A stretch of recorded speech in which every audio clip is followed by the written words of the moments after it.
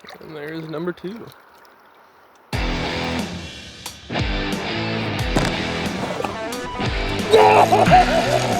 Come here, baby.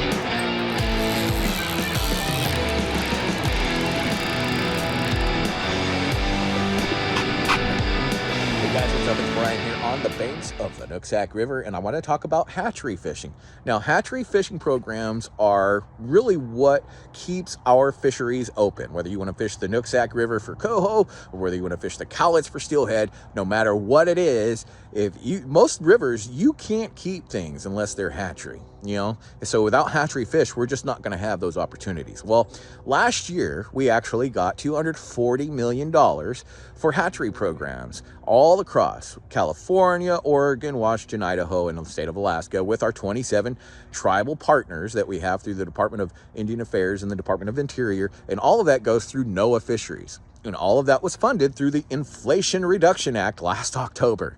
Guess what got put on hold with a stroke of a pen and an executive order? Everything, including your hatchery money, got put on hold. Only $54 million has actually been spent of that $240 million. The rest of it was going to be allocated this year in 2025 through the grant process. So all those hatcheries and other things, they have things that are planned out depending on funding. None of that funding is set in stone anymore. There are farmers with signed contracts. They are due money, and the government said, no, we're not going to honor those contracts. They signed those things, and the only way those farmers are going to get their money back is if enough people fight for them. The only way we're going to get our hatchery money back is if enough people fight for them. So that's what they're doing with this big federal contraction. They're bringing it all back in and cutting all the funding, and everything that doesn't really bring up any fight, they're just going to get rid of it to reduce spending.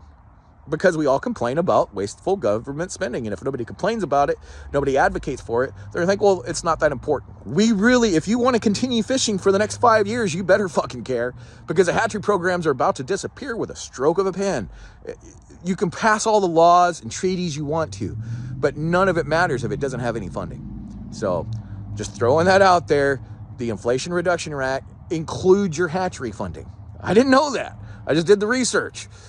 Didn't like what I saw. So you're going to have to contact your local legislature. Whether they're Republican or Democrat, it's going to take somebody hollering at somebody to save this funding. All right, y'all. See you later.